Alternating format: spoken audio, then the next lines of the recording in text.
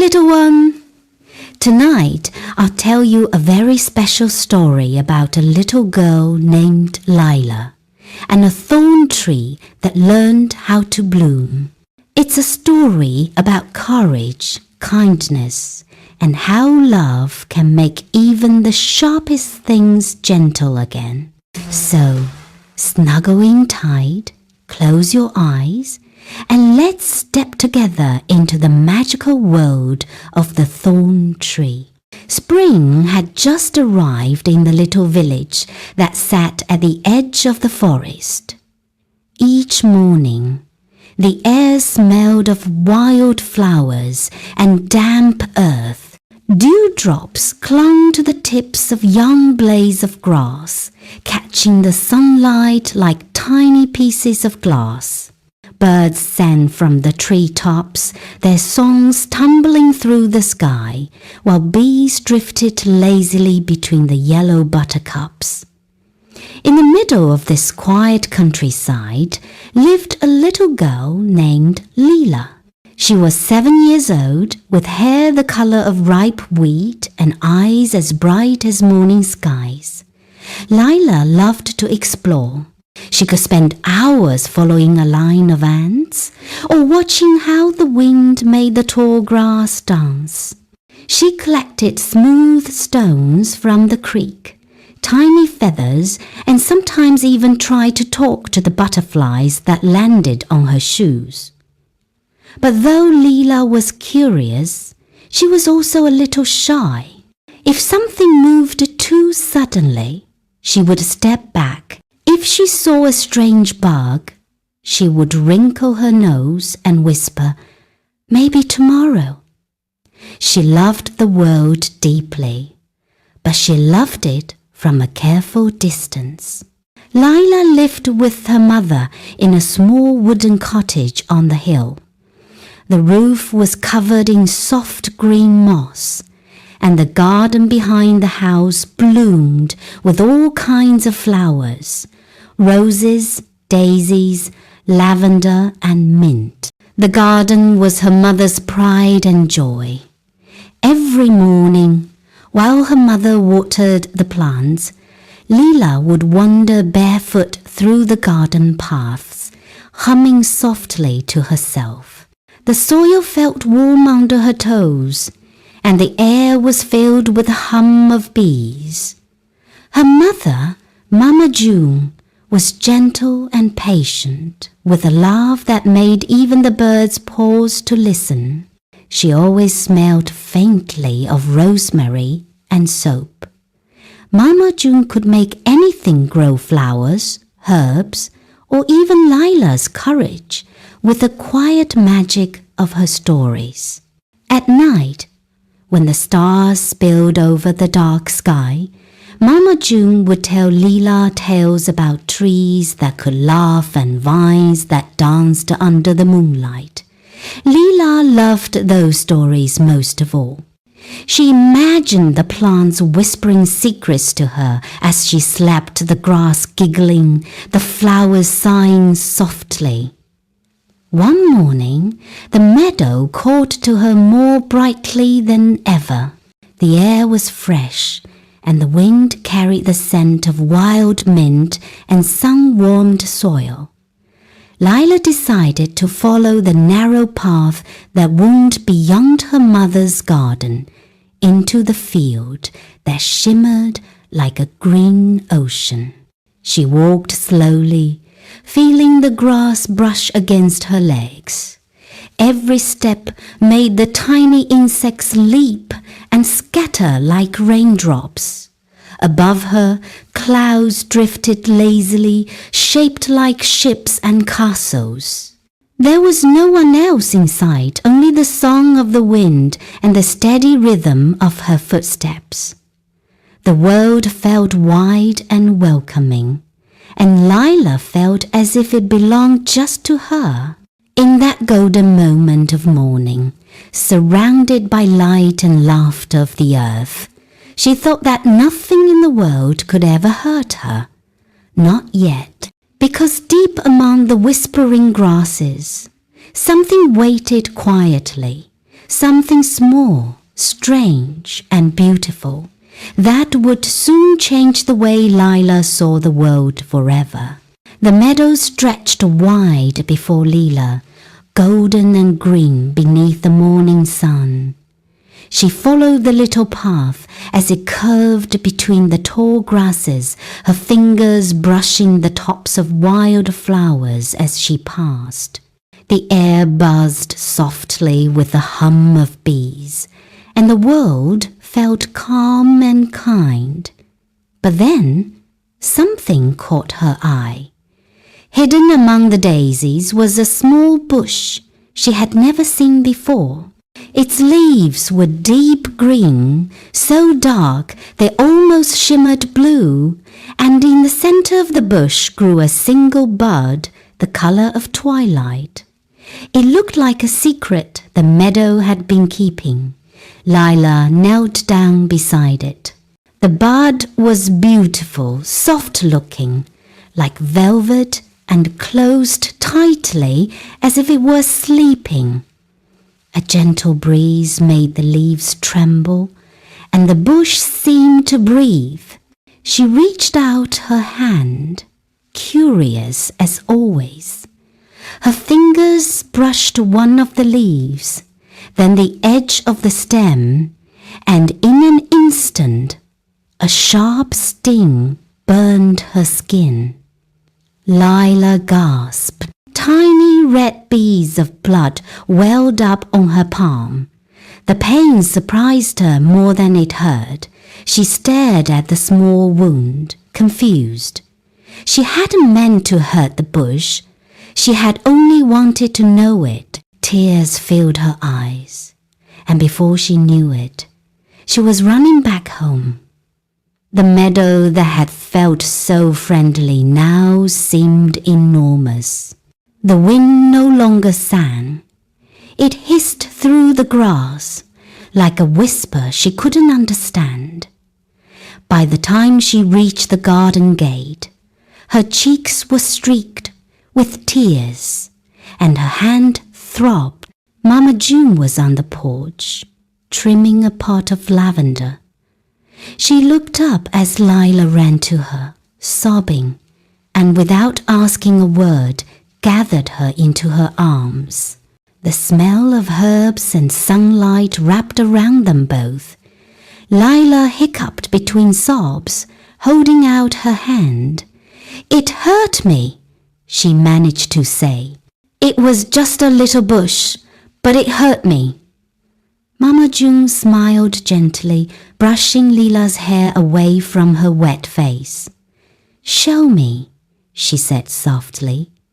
They walked together back across the field, Lila clutching her mother's hand tightly. The grass whispered around them as they passed. When they reached the spot, the strange bush still shimmered in the sunlight, quiet and still. Mama June looked at it for a long time before speaking. "This is called a thorn bush," she said. "It protects itself with little spikes, see?" She bent closer, showing Lila the tiny silver thorns along its stem. Lila frowned. "But why?" "I didn't want to hurt it."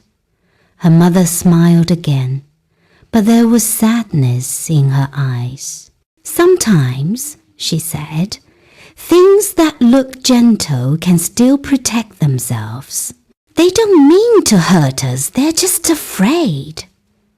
The wind brushed through the grass again, softer this time, and the thorn bush trembled in the sunlight.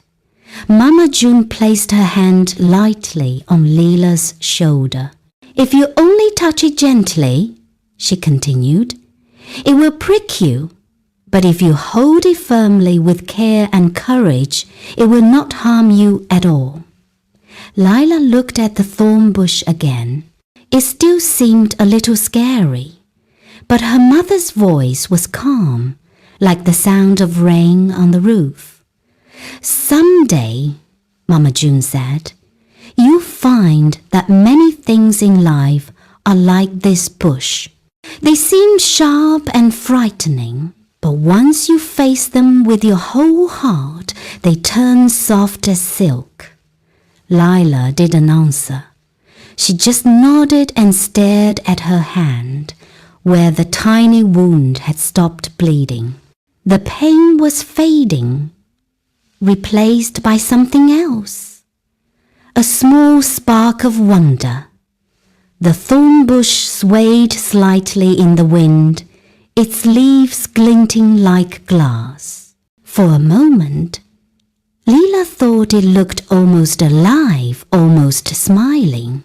That night, the wind outside Lila's window hummed softly, like a lullaby sung by the meadow itself.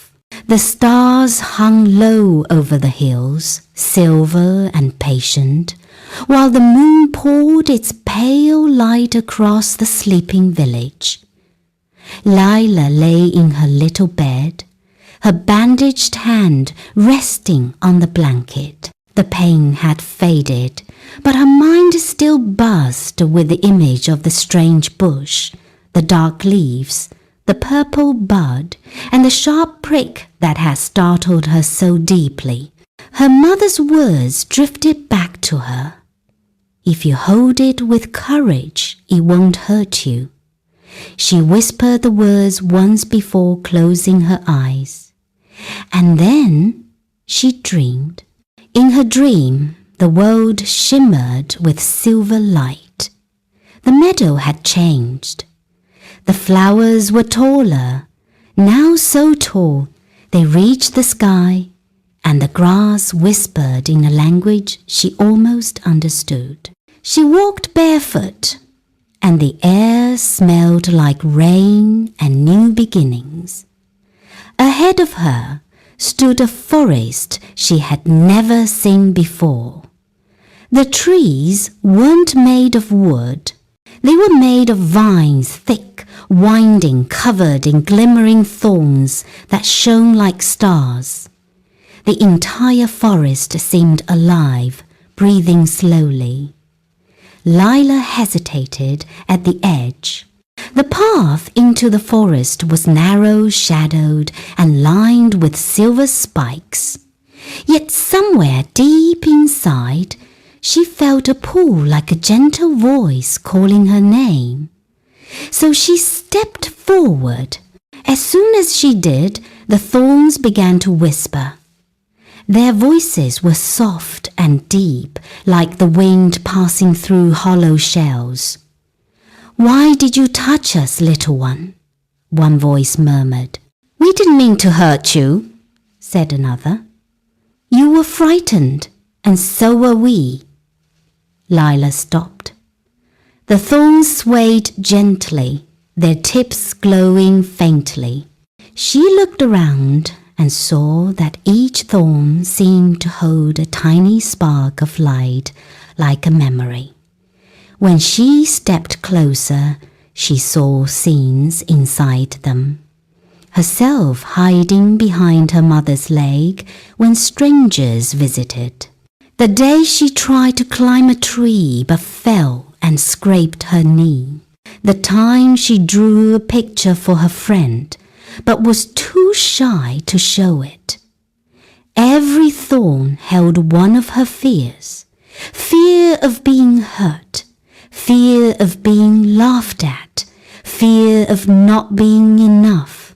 A large thorn tree stood in the center of the forest, its roots glowing with warm golden light. When it spoke, the sound rolled like thunder and rain. "Little Lila," said the great thorn tree, "we are not your enemies. We grow from your fears, but we do not wish to harm you." Lila's voice trembled. "Then why did you prick me?" "Because," said the thorn tree gently, "you tried to touch us only halfway. You wanted to know us, but not truly hold us. When you reach out with hesitation, the sharpness, is all you feel. But when you embrace us fully with strength and kindness, you find we are not made to wound, but to protect. The wind moved through the forest, and suddenly every thorn shimmered like crystal. Lila felt warmth spreading through her chest. She reached out slowly, carefully, and touched one of the thorns. This time, it didn't sting. It felt warm, alive, like the heartbeat of something gentle. The light grew brighter. The forest began to change.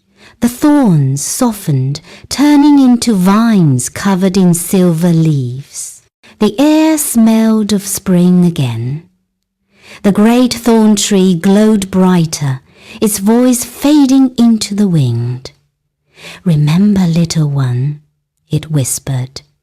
"Strength isn't the absence of fear. It's the courage to touch what scares you."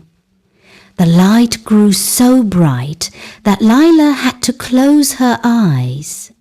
And when she opened them again, she was back in her room. Morning light spilled through the window, painting the walls gold. Her hand no longer hurt. In fact, it felt warm, as if something kind had touched it during the night. Outside, the meadow waited, green and shining. When morning came, the sunlight spilled gently through the curtains and painted Lila's room in soft gold.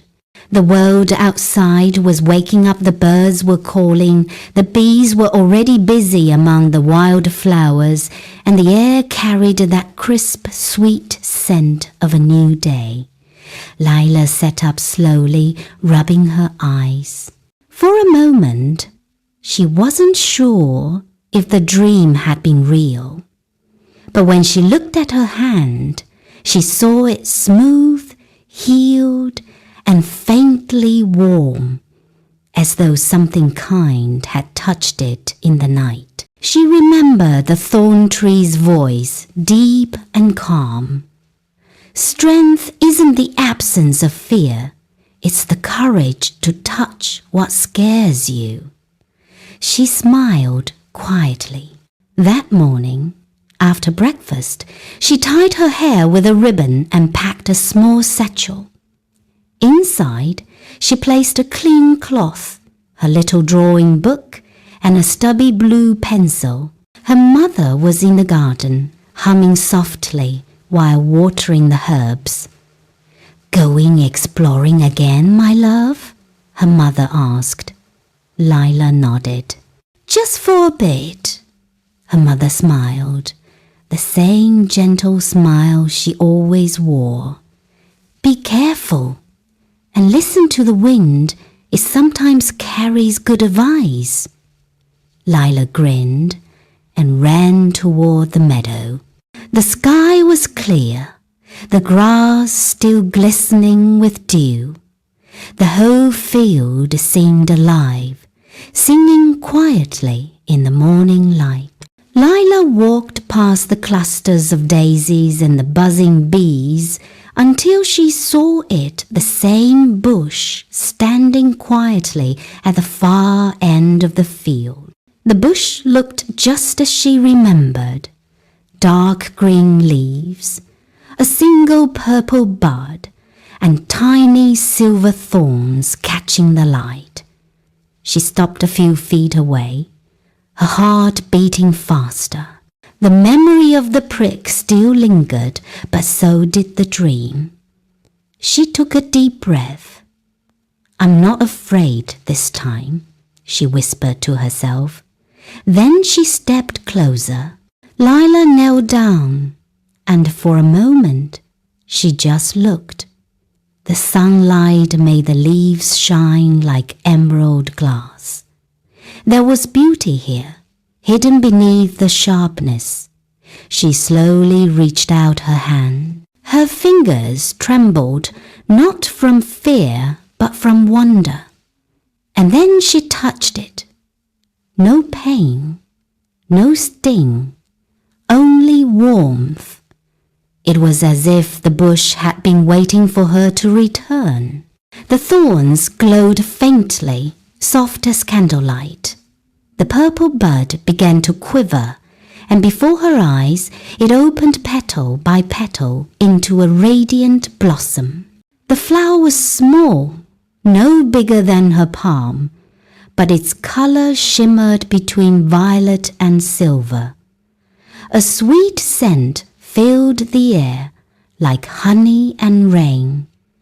Lila's eyes widened. "You're beautiful," she whispered. Then she thought, no, she felt a voice, gentle and low, rising from the bush itself. "Thank you, little one, for touching me with your whole heart." Lila didn't know if she had imagined it, but somehow she understood. She opened her sketchbook and began to draw the curve of the leaves, the way the light rested on the petals, the way the flower seemed to breathe. Her strokes were slow and careful, like a secret she wanted to remember forever. When she finished, she sat for a long while, listening to the rustle of the wind through the meadow. It felt different now, less like a whisper, more like a song. She realized that courage wasn't loud or big. Sometimes it was quiet, like the moment you dare to touch something that once scared you. Before she left, she placed her hand gently on the flower once more. "Goodbye for now," she said softly. The petals swayed as if nodding. As Lila walked back home, the breeze carried the scent of the purple blossom behind her, light and sweet, like laughter hiding in the wind. The morning after her visit to the meadow, Lila woke up with the scent of purple flowers still lingering in her dreams. The world outside her window seemed softer somehow, as if the sunlight itself was smiling. She dressed quickly, her heart light as a feather, and ran downstairs where Mama June was baking bread. The smell of warm dough filled the house, cozy and sweet. "Mama!" Lila called, her eyes bright. "You won't believe what happened yesterday." Her mother looked up, smiling. "Oh, tell me, my love." So Lila began to tell her story about the strange bush with the silver thorns, about the pain, the dream, and the flower that bloomed when she touched it with her whole heart. She told it all, from the very first spark of curiosity to the soft whisper she thought she'd heard in the wind. Mama June listened quietly. She didn't interrupt, only smiled from time to time, her hands still busy kneading the dough. When Lila finished, there was a moment of silence between them, warm, golden silence that felt like sunlight on the skin. Then Mama June wiped her hands on her apron and knelt beside her daughter. "You learned something important, didn't you?" Lila nodded slowly. "I think so." Mama June brushed a strand of hair from Lila's face. "And what did the thorn tree teach you?" Lila thought for a long moment before whispering. "That sometimes things that hurt us don't mean to. They just need to be loved a little more." Her mother's eyes softened. "That's a very wise thing to learn at 7 years old," Lila beamed. That afternoon she took out her small diary, the one covered in tiny gold stars, and began to write carefully. Sometimes the things that hurt us just need to be loved a little more. When I'm brave enough to face them, they stop being scary. They become friends. She added a small drawing beneath the words, "A purple flower blooming among soft green leaves." From that day on, Lila tried to remember what the thorn tree had taught her. When she fell off her bike and scraped her knee, she didn't cry as long as she stood up, brushed the dirt off, and whispered, "It's okay. I'll try again." When she wanted to make a new friend at school but felt shy, she remembered to take a deep breath and smile first. And when she made mistakes, spilled milk, broke a cup, or forgot her chores instead of hiding, she would walk up to her mother and say softly, "I'm sorry." Each time, the world seemed to grow a little kinder. As spring deepened into summer, Lila spent more and more time in the garden. One afternoon, she came to her mother carrying a small pot of soil. "Mama," she said, "can we plant something new?" Her mother smiled. "Of course, darling. What did you have in mind?" Lila hesitated, then reached into her pocket and pulled out a tiny seed, dark, round, and glinting faintly in the sun. "The thorn tree gave me this," she said quietly. "Or maybe the wind did. I just found it near the meadow." Her mother didn't question it. She only nodded. Together, they dug a little hole near the lavender patch and placed the seed inside. Lila covered it gently with soil, pressing it down like a secret promise. Days passed, then weeks, and one morning, when the dew still sparkled on the leaves, a small green sprout appeared. Lila knelt beside it every day, watering it carefully, whispering to it the way her mother had taught her. By midsummer, the sprout had grown into a tiny bush. Its leaves were smooth, and its thorns, though still there, were soft to the touch. Then, one golden afternoon, the first bud opened. A purple flower, shimmering in the sunlight, bloomed right there in Lila's garden. She smiled and reached out, brushing the petals gently. "Hello again," she whispered. The flower seemed to glow, and for just a second, Lila thought she heard that same warm voice from before. You see, even thorns can bloom when they're loved. And from that day on, the mean little bush wasn't mean at all. It became her friend, the one that reminded her that courage and kindness often grow from the same root. Sometimes, when the breeze carried the scent of purple blossoms across the garden, Mama June would look up from her work and smile, knowing her little girl had found something precious, a truth that would stay with her for the rest of her life. And that's the end of our story tonight, my dear. You see, sometimes the things we fear the most are just waiting for us to be brave enough to love them. I hope the thorn tree made you smile and helped your heart feel warm before bedtime. Sleep well, little dreamer. May you dream of glowing purple flowers and a brave girl named Lila. See you in our next story.